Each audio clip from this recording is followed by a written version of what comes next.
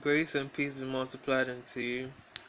I welcome you to today's lesson in science on a continuation topic on vegetable crop production. So, like we started earlier the previous week, we looked at some factors of vegetable crop production, and we looked at climatic factors, we looked at soil factors, selection of planting materials or seeds. So, actually, we are yet to look at selection of planting materials for seeds and land preparation. So that's what we'll be going into for today. Okay. So our objectives for the lesson is to identify factors needed in vegetable crop production. So let's continue. So selection of planting materials or seeds. So after selecting the type of soil, that was what we looked at last week, to plant on, it is very necessary to find the right seed or plant that best suits the soil. So after doing all the activities of actually checking the climate to find at what time of the season to actually do your planting, and then also looking for the right soil to use for crop cultivation, the next thing you need to look at is the type of seed or planting material you need to use. So it's very important because certain seeds or certain plants are unable to grow on certain soils. So that is why we need, as much as possible, to have an idea what we want to plant after you have your soil prepared out. So the farmer's interest lies in the kind of vegetable crop variety to be propagated. He selects a variety of desirable characteristics such as short growing period, resistant to pest and disease, high nutrient content, high yield. His sources of seeds or planting materials may come from the following places: his own savings from his previous farming activities, recognized seed dealers in local markets, Extension Service Division, the Ministry of Food and Agriculture. Okay, so these are places where the farmer can get his money or resources in the form of seeds for planting of the material. So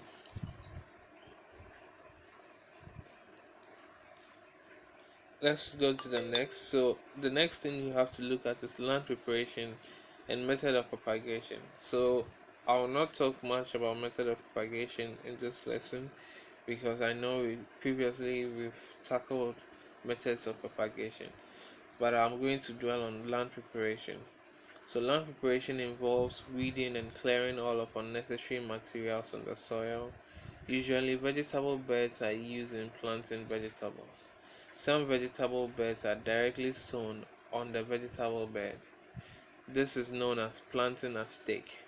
Others are planted in a box and later transferred to the soil.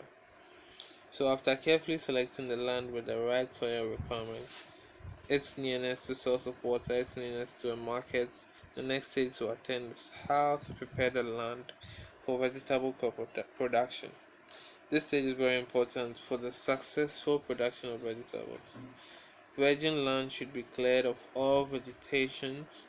Shrubs and trees must be cut down using a cutlass and an axe. Tree stumps must be uprooted and burned using a mattox. Almost all vegetables are sown on beds. Some vegetables are sown directly on raised beds. Examples: okra, French beans, watermelon, etc. And this is what we refer to as planting at stake. Others are sown in box and transferred.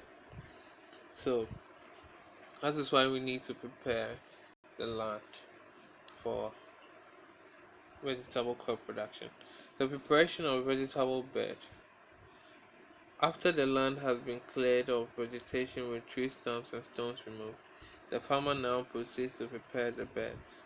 So the first thing you do during preparation of vegetable bed is to clear the land. Okay. The next thing is mark out the beds using a garden line or peg. So sometimes, depending on how you want your bed to be, you actually have to plan in marking out how it should be done. Okay.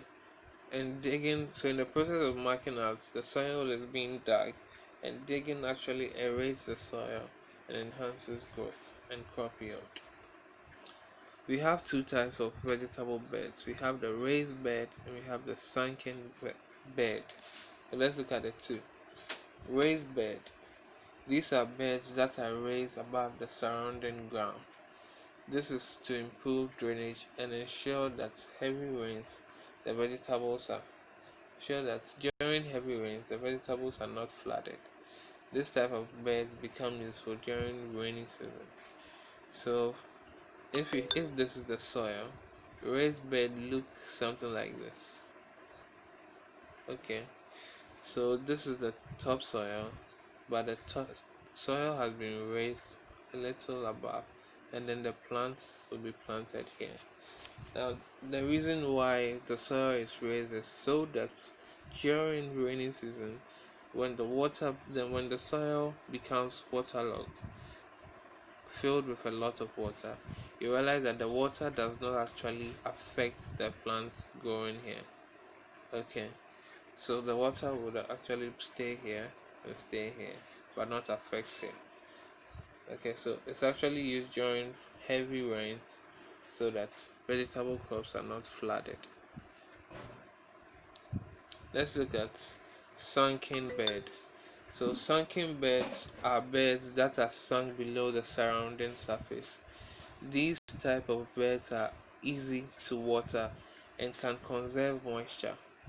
They are mainly used where rainfall is low or during the dry season where moisture is to be conserved.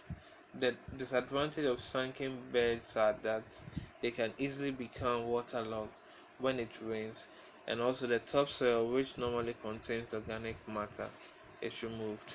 So for instance, a sunken bed will look like this. So this will be the topsoil, but then it sinks and goes inside, and the plant is planted here. Now, for sunken bed, the reason why it's done this way is so that when it rains, the water then goes here, and at all times the soil at the sunken part is kept moist. That is why sunken bed are done that way. Also, you realize that because it's being done in this form, when it rains and the rains goes up, it can actually make the plants or the soil waterlogged because it's designed in a form of a hollow which water can actually occupy. Okay, so let's look at the importance of preparing seed beds. Seed beds help to control pests and diseases. It makes it easier for tuber crops like carrots to be harvested. It helps to conserve moisture in the soil. It improves drainage. It makes nutrients readily available for plant use. It controls weed growth. So the reason why we prepare seed bed is to improve drainage, to help conserve water in the soil, to make it easier for tuber crops like carrots to be harvested, to help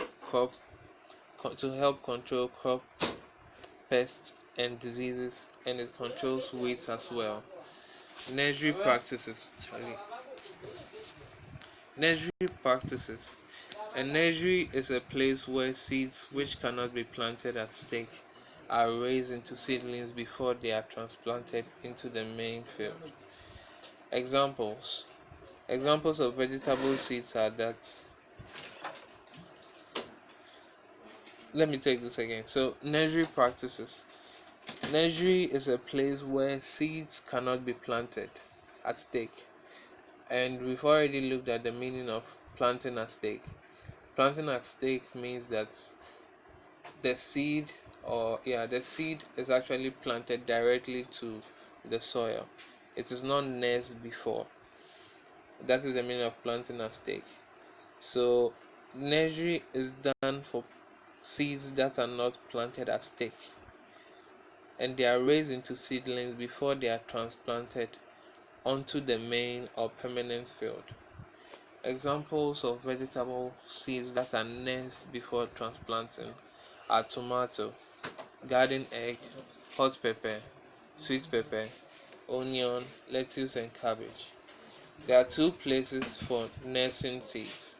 These are seed boxes or trays and nursery beds. So let's look at seed boxes or trays. So seed box is a wooden box or a card box that is not more than 7 centimeter deep, but it has drainage holes at the bottom. So if this was the seed box, there are supposed to be holes at the bottom. Okay, so that the moment you water it, when you water the soil in it, the water can actually pass through, and the soil doesn't become waterlogged. So usually for seed boxes, moist fertile soil are used. It is often placed under a shade where some sunlight can reach it. Nursery bed. A nursery bed is a bed that is prepared on the ground solely for nursing seeds. Its preparation is the same as that of a raised bed, except that the size is smaller in terms of length and width. So a nursery bed is similar to a raised bed, just that the nursery bed is actually smaller. The nursery bed should be shaded by mounting a makeshift shed made with branches or trees over them. This is to prevent excessive sunlight on them and also to reduce impact of rainwater. So we've actually learned on the two factors for necessary for crop production, that is the type of seed and land preparation. And in land preparation, we've looked at two types of bed. We've looked at the raised and the sunken beds, and we've also looked at the importance of preparing seed beds and also nursery and nursery practices. So I've given some exercises on this topic, and I hope this video will help you solve them. Until we meet again, enjoy your day. Bye bye.